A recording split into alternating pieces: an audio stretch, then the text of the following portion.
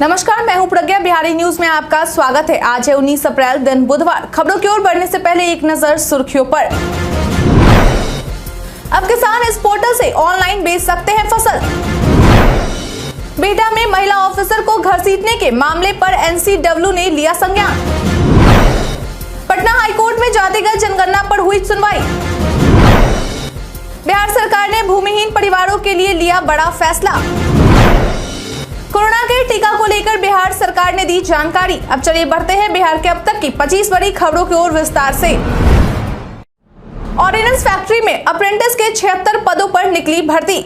आयुध निर्माण फैक्ट्री चंदा के द्वारा graduate apprentice, graduate engineer, graduate apprentice, सामान्य stream, technician apprentice, diploma holders के कुल 76 पदों के लिए भर्ती नोटिफिकेशन जारी किया गया है। अप्रेंटिस पदों के लिए आवेदन करने वाले कैंडिडेट्स के पास किसी मान्यता प्राप्त यूनिवर्सिटी, टेक्निकल एजुकेशन बोर्ड द्वारा प्रदान इंजीनियरिंग प्रौद्योगिकी में डिग्री, डिप्लोमा या फिर सामान्य स्ट्रीम में डिग्री होना चाहिए। इच्छुक और योग्य उम्मीदवार म्यूनिशन इंडिया लिमिटेड की ऑफिशियल वेबसाइट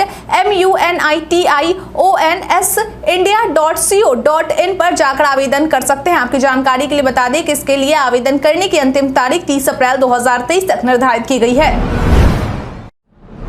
नीतीश कैबिनेट की बैठक में कुल 11 एजेंडों पर लगी मुहर। बीते दिन मुख्यमंत्री नीतीश कुमार की अध्यक्षता में मुख्य सचिवालय में नीतीश कैबिनेट की बैठक आयोजित की गई थी, जिसमें गृह विभाग, सामान्य प्रशासन विभाग, परिवहन विभाग, वित्त विभाग, मंत्रिमंडल सचिवालय विभाग, विज्ञान एवं प्रौद्योगिकी विभाग और स्वास्थ्य विभाग के महत्वपूर्ण प्रस्तावों से जुड़े कुल 11 एजेंडों पर मुहर लगाए गए। बता दें कि जिन एजेंडों पर मुहर लगाए गए हैं उनमें मोटरयान अधिनियम में संशोधन के प्रस्ताव को मंजूरी दे दी गई है। राज्य प्रोटोकॉल संवर्ग के विभिन्न कोटि के 15 पदों के सृजन एवं बिहार प्रोटोकॉल संवर्ग नियमावली 2023 को स्वीकृति दी है।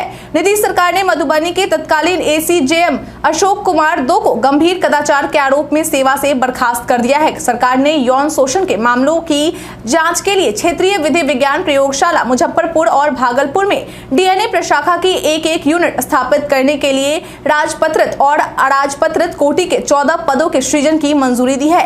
बिहार पुलिस के पीटीसी प्रशिक्षण प्राप्त कर चुके सिपाही रैंक के पुलिसकर्मियों को दूसरे राज्यों की तर्ज पर अनुसंधान करने की शक्ति प्राधिकृत करने के प्रस्ताव को स्वीकृति दी गई है। इसके साथ ही सरकार ने कई और एजेंडों पर मुहर लगाई है। बिहारी पहचान में आज हम बात करेंगे गुरमीत चौधरी के बारे में। गुरमीत चौधरी एक भारतीय अभिनेता और मार्शल कलाकार है और भागलपुर बिहार में पैदा हुए हैं। उन्हें रामायण में राम के चित्रण, गीत हुई सबसे पढ़ाई में मान सिंह खुराना और पुनर्विवाह जिंदगी मिलेगी दोबारा में यश सूरज प्रताप सिंधना के लिए जाना जाता है। 2012 में गुरमीत ने झलक दिखला जा 5 में भाग लिया और विजेता के रूप में उभरे, जिन्होंने नच बलिए 6 और फियर फैक्टर खतरों के खिलाड़ी 5 में भी भाग लिया और दोनों के प्रथम रनर अप के रूप में उभरे। गुरमीत चौधरी का बॉलीवुड फिल्म उद्योग में पहला प्रवेश 2015 में था, जब उन्हें फॉक्स स्टूडियोज इंडिया और विशेष फिल्म्स द्वारा निर्मित मनोवैज्ञानिक थ्रिलर खामोशियां में जयदेव के चरित्र के रूप में चुना गया था। यह एक प्रशिक्षित मार्शल आर्टिस्ट भी हैं। पटना हाईकोर्ट में जातिगत जनगणना पर हुई सुनवाई। बीते दिन पटना हाईकोर्ट के चीफ जस्टिस केवी चंद्रन की खंडपीठ के द्वारा राज्य में जातियों की गणना एवं आर्थिक सर्वेक्षण को चुनौती देने वाली अखिलेश कुमार के द्वारा की गई याचिका पर सुनवाई की गई। इस दौरान कोर्ट के द्वारा कहा गया कि अब इस मामले पर अगली सुनवाई 4 मई 2023 को की जाएगी। आपकी जानकारी के लिए बता दें कि पिछली सुनवाई में याचिकाकर्ता अधिवक्ता दीनू कुमार के द्वारा कोर्ट को बताया गया था कि राज्य में सरकार के द्वारा जातियों और आर्थिक सर्वेक्षण कराई जा रही है। वह सर्वेक्षण कराने का अधिकार राज्य सरकार के पास नहीं है, बल्कि केंद्र सरकार के पास है। जिसके बाद राज्य सरकार के एडवोकेट के द्वारा कहा गया था कि याचिका सुनवाई योग्य नहीं है, जिस पर कोर्ट के द्वारा इसे अमान्य करते हुए कहा गया था कि ये प्रावधानों के उल्लंघन और 500 करोड़ रुपए से संबंधित मामला है। अब इस मामले पर अगली सुनवाई कोर्ट के द्वारा 4 मई 2023 को की जाएगी। अब किसान इस पोर्टल से ऑनलाइन बेच सकते हैं फसल। अक्सर किसानों को इस बात की चिंता रहती है कि वह फसल उगाने के बाद सारे फसल को बेच कैसे सकते हैं। ऐसे में अब किसानों की इन्हीं परेशानियों को देखते हुए भारत सरकार की ओर से एक नई सुविधा लाई गई है, जिसके तहत किसानों को अपने फसल को बेचने के लिए मंडी या बाजार का चक्कर नहीं लगाना होगा। दरअसल भारत सरकार के द्वारा एक पोर्टल जारी किया गया है, जिस पर किसान अपना फसल ऑनलाइन तरीके से बेच सकते हैं। बता दें कि इस पोर्टल का नाम ई-नाम पोर्टल है। केंद्रीय कृषि मंत्रालय के ऑनलाइन कृषि बाजार से राज्य के जिन जिलों को आकांक्षित जिलों में शामिल किया गया है, उनमें मुजफ्फरपुर, सीतामढ़ी, अररिया, औरंगाबाद, बेगूसराय, गया, पूर्णिया और कटिहार शामिल है। आपकी जानकारी के लिए बता दें कि इस पोर्टल से किसानों को जुड़ने के लिए रजिस्ट्रेशन कराना होगा, जो किसान enam.gov.in पर जाकर करा सकते हैं। बिहार में महिला ऑफिसर को घसीटने के मामले पर एनसीडब्ल्यू ने लिया संज्ञान। सोमवार को बिहार के पटना के बिहटा में बालू माफियाओं के द्वारा खनन अधिकारियों और पुलिसकर्मियों को बेरहमी से दौड़ा कर लाठी डंडे से पीटने और साथ ही उन अधिकारियों में मौजूद एक महिला अधिकारी को जमीन पर घसीट कर पीटने के मामले को लेकर अब तक प्रशासन के द्वारा 45 आरोपियों को गिरफ्तार किया जा चुका है। वहीं अब इस मामले पर एनसीडब्ल्यू यानी कि राष्ट्रीय महिला आयोग के द्वारा संज्ञान लेते हुए आयोग की अध्यक्ष रेखा शर्मा के द्वारा मुख्य सचिव, डीजीपी, डीएम और एसएसपी को एक नोटिस भेजा गया है और उनसे जवाब मांगा गया है। बता दें कि उन्हें यह जवाब आयोग को 1 सप्ताह के अंदर देना होगा। इसके साथ ही एक पत्र बिहार के डीजीपी आरएस भट्टी को भी व्यक्तिगत रूप से लिखा गया है, जिसमें उनसे कहा गया है कि वह इस मामले का खुद निष्पक्ष और संबद्ध जांच सुनिश्चित करें। 22 और 23 जून को होगा पटना में G20 समिट की बैठक। बिहार की राजधानी पटना में जून को होने वाली G20 की बैठक को लेकर केंद्र और राज्य सरकार के अधिकारियों के द्वारा संयुक्त रूप से तैयारियों की समीक्षा की गई। बता दें कि इस बैठक को लेकर 22 और 23 जून को पटना के सम्राट अशोक कन्वेंशन सेंटर में G20 का श्रमिक सम्मेलन आयोजित किया जाएगा, जिसमें श्रमिक समूहों से जुड़े विषयों पर विस्तार से चर्चा की जाएगी। आपकी जानकारी के लिए बता दें कि 22 और 23 जून को होने वाले इस बैठक में G20 देशों के लगभग 120 डेलीगेट शिरकत करेंगे। मालूम हो कि सफल आयोजन के लिए कला संस्कृति विभाग, ग्रामीण विकास विभाग, श्रम विभाग, पर्यटन विभाग और अलग अलग विभागों की जिम्मेदारी सौंपी गई है। इस सम्मेलन के दौरान जीविका की दीदी के द्वारा प्रदर्शनी लगाई जाएगी। इसके अलावा कला सांस्कृतिक विभाग के द्वारा बिहार की सांस्कृतिक विरासत को दर्शाने वाले कार्यक्रम आयोजित किए जाएंगे। बिहार सरकार ने भूमिहीन परिवारों के लिए लिया बड़ा फैसला। राज्य के वैसे परिवार जो गरीब वर्ग में आते हैं और भूमिहीन हैं, उनके लिए बिहार सरकार की ओर से एक बड़ा फैसला लिया गया है। दरअसल अब ऐसे परिवारों को सरकार की ओर से भूमि उपलब्ध करवाई जाएगी। इसके लिए बिहार सरकार के द्वारा ऐसे परिवारों की पहचान के लिए इस महीने के अंत में व्यापक रूप से एक सर्वेक्षण की शुरुआत की जाएगी, जिसे 30 जून तक पूरा कर लिया जाएगा। हालांकि इससे पहले एक विस्तृत अध्ययन किया जाएगा। इस बारे में बिहार के राजस्व और भूमि सुधार विभाग के अनुसार सचिव जयसिंह के अनुसार यह सर्वेक्षण का कार्य एक विशेष एप्लीकेशन के द्वारा पूरा किया जाएगा। उन्होंने बताया कि इस एप्लीकेशन को औपचारिक रूप से 25 अप्रैल को लॉन्च किया जाएगा। वहीं सर्वेक्षण के दौरान पहले से दी गई भूमि का भी जायजा लिया जाएगा। आपकी जानकारी के लिए बता दें कि इससे पहले सरकार के द्वारा यह सर्वेक्षण का काम वर्ष 2014 में करवाया गया था।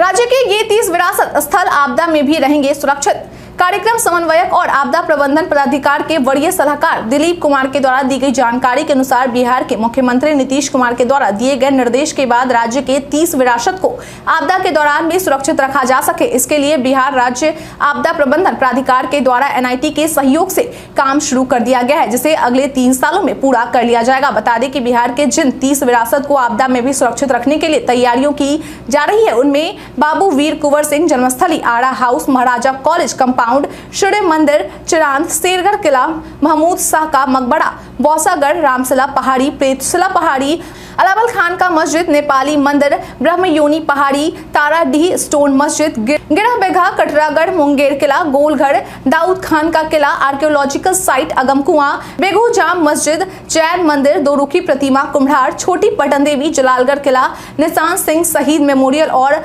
हजारीमल धर्मशाला शामिल है। अब 10 वर्ष पुराने और NAC से ग्रेड प्राप्त कॉलेज हो सकेंगे ऑटोनोमस। यूजीसी के द्वारा राज्य के कॉलेजों के लिए ऑटोनोमस की प्रक्रिया को आसान बनाने के लिए एक बदलाव कर दिया गया है। बता दें कि यूजीसी के द्वारा जो बदलाव किया गया है वह रेगुलेशन 2018 में किया गया है। अब यह रेगुलेशन 2023 लाया गया है, जिसके तहत अब ऑटोनोमस कॉलेज की जो अर्हता थी उसे कम कर दिया गया है। बता दें कि अब राज्य के वैसे कॉलेज जो 10 वर्ष पुराने और NAC से कोई भी ग्रेड प्राप्त किए हों, वह भी ऑटोनोमस कॉलेज के लिए यूजीसी की आवेदन कर सकते हैं। आपकी जानकारी के लिए बता दें कि अगर कोई कॉलेज ऑटोनोमस कॉलेज होता है तो वह अपने दैनिक गतिविधियों व पाठ्यक्रम पर खुद का नियंत्रण रख सकता है और साथ ही इस तरह के कॉलेज को अलग से फंड के तौर पर यूजीसी से सहायता मिलती है। मालूम हो कि अभी तक राज्य में बस एक ही ऐसा कॉलेज है जिसे ऑटोनोमस का दर्जा मिला है। वह कॉलेज बिहार की राजधानी पटना में स्थित पटना वुमेन्स कॉलेज है।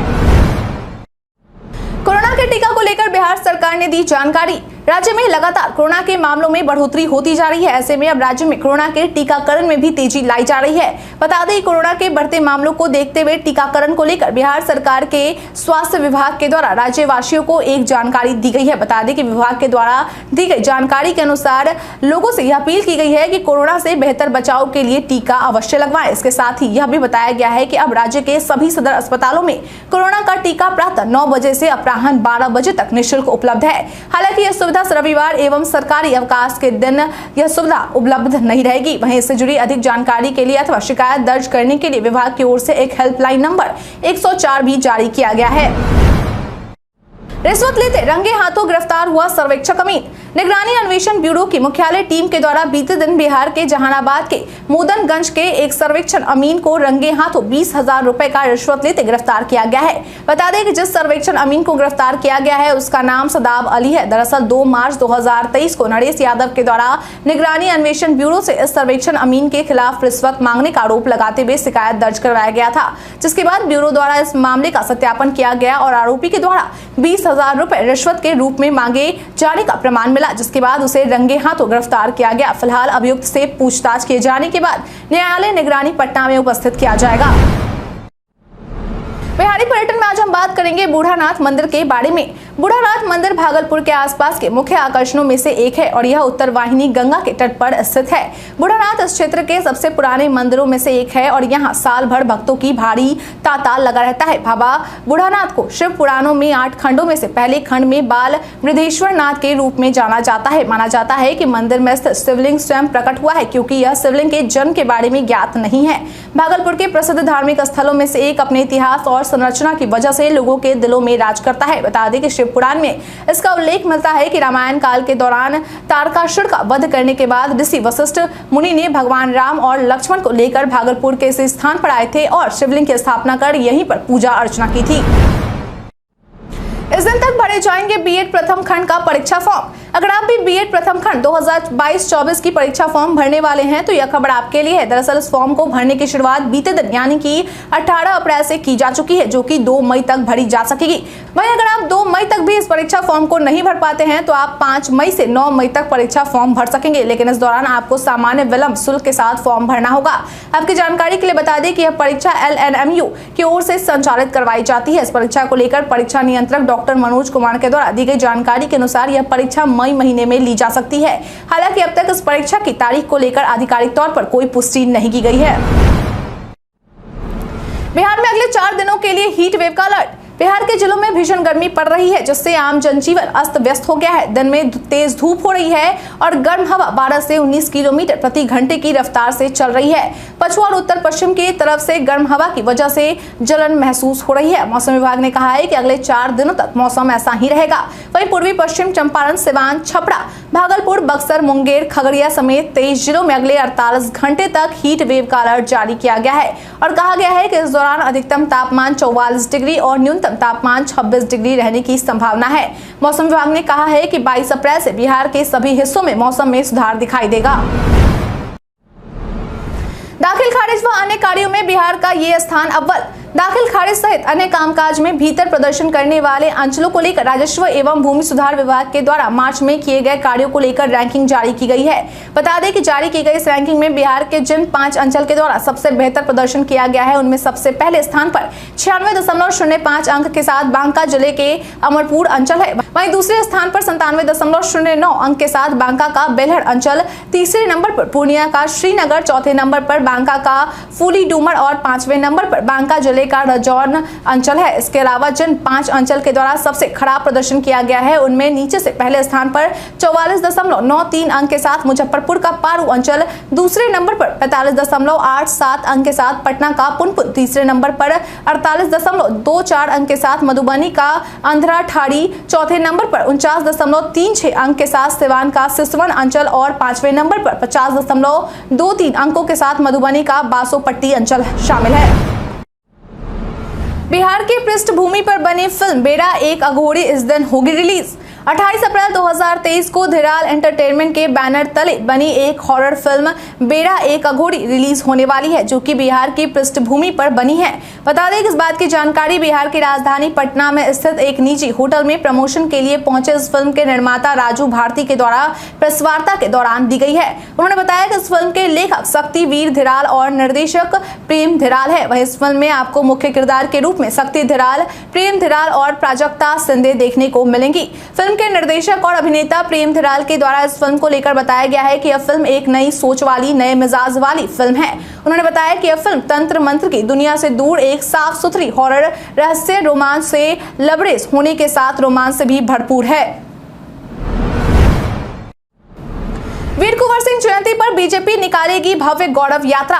23 अप्रैल के दिन को हम वीर कुंवर सिंह की जयंती के रूप में मनाते हैं, लेकिन इस बार वीर कुंवर सिंह की यह जयंती बीजेपी के द्वारा बड़े ही धूमधाम से मनाई जाने वाली है। दरअसल बीजेपी विधायक व पूर्व मंत्री नीरज कुमार बबलू के द्वारा बीते दिन पार्टी कार्यालय में एक प्रेस कॉन्फ्रेंस आयोजित की गई, जिसमें उन्होंने बताया कि आजादी के अमृतकाल में 1857 क्रांति के नायक वीर कुंवर सिंह की जयंती को भव्य तरीके से मनाया जाएगा। उन्होंने बताया कि इसके लिए बीजेपी की ओर से भव्य शोभा यात्रा निकाली जाएगी।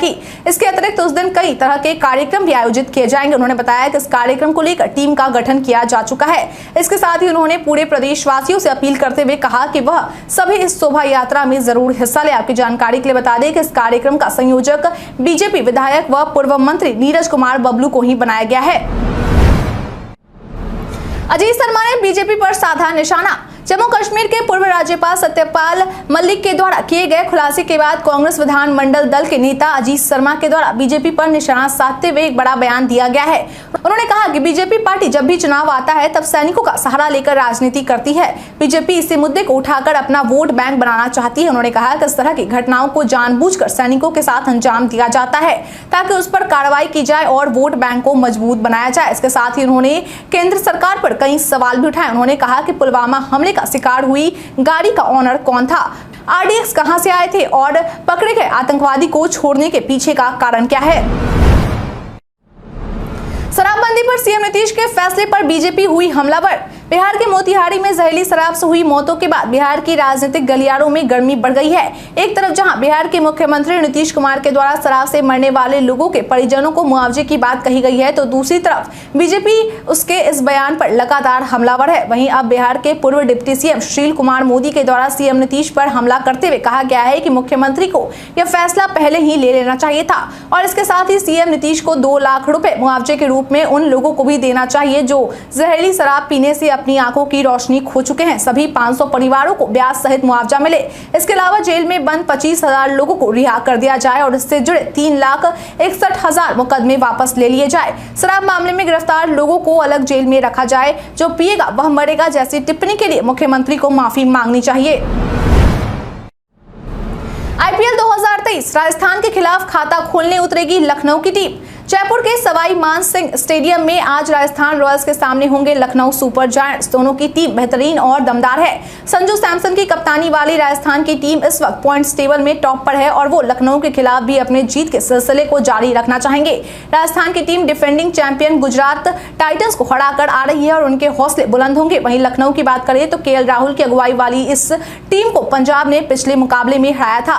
राजस्थान के खिलाफ वो भी जीत के इरादे से मैदान में उतरेंगे। राजस्थान बनाम लखनऊ हेड टू हेड देखे तो अभी तक कुल 2 मुकाबले हुए हैं और लखनऊ की टीम एक बार फिर जीत दर्ज करने में सफल नहीं हो पाई है। दोनों बार राजस्थान ने जीत दर्ज की है। लखनऊ की टीम इसलिए इस रिकॉर्ड को भी सुधारना चाहेगी। बता दें कि इस मैच की शुरुआत शाम 7:30 बजे से हो जाएगी।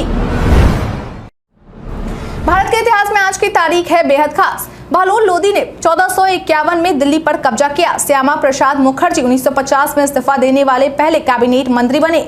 बीएसएफ ने 2001 में मेघालय के गांव से बांग्लादेशी सेना को मार भगाया था। 1864 में पंजाब के प्रसिद्ध आर्य समाजी नेता, समाज सुधारक और शिक्षाविद महात्मा हंसराज का जन्म हुआ। 1968 में बॉलीवुड अभिनेता अरशद वारसी का जन्म हुआ। 1977 में भारत की प्रसिद्ध एथलेटिक्स खिलाड़ी अंजू बॉबी जॉर्ज का जन्म हुआ। भारतीय राष्ट्रीय कांग्रेस के पूर्व अध्यक्ष सैयद हसन इमाम का निधन 1933 में हुआ था। आज के दिन को भारत द्वारा उपग्रह क्षेत्र में प्रवेश दिवस, विश्व यकृत दिवस और साइकिल दिवस के रूप में मनाया जाता है।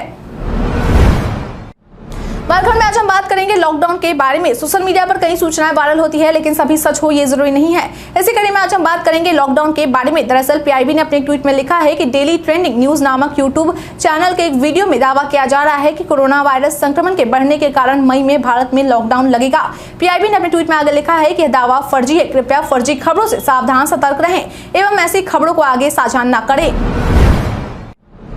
ट्विटर से खुद गायब हो जाएगी नफरत फैलाने वाली पोस्ट। ट्विटर पर गलत पोस्ट से लोगों के बीच नकारात्मक जैसे स्थिति उत्पन्न न हो, इसके लिए पॉलिसी बनाई गई है। बता दें कि इसके तहत ट्विटर ने यूजर्स के लिए कुछ नए लेबल्स पेश किए हैं जिनका इस्तेमाल भविष्य में स्थिति के मुताबिक किया जाएगा। हेटफुल कंडक्ट पॉलिसी का उल्लंघन होने पर कंपनी की ओर से ऐसे पोस्ट की विजिबिलिटी बहुत कम यूजर्स तक सीमित कर दी जाएगी। इतना ही नहीं, नफरत फैलाने वाले पोस्ट को ट्विटर पर खोज पाना भी मुश्किल होगा। यूजर द्वारा शेयर की गई पोस्ट दूसरे यूजर को एक लेबल के साथ नजर आएगी। इसी लेवल पर पोस्ट को शेयर और दिखाए न जाने के पीछे की वजह देखी जा सकेगी। कंपनी ने हाल में अपने ब्लॉग पोस्ट के जरिए नए लेबल्स की जानकारी दी है। इस पॉलिसी के तहत ट्विटर यूजर जेंडर, कास्ट, देश, रेस, धर्म, उम्र और किसी गंभीर बीमारी के आधार पर किसी दूसरे यूजर के खिलाफ ट्वीट नहीं कर सकता। ट्विटर यूजर किसी ऐसी प्रोफाइल का भी इस्तेमाल नहीं कर सकता जिसमें नफरत फैलाने का उद्देश्य निहित हो।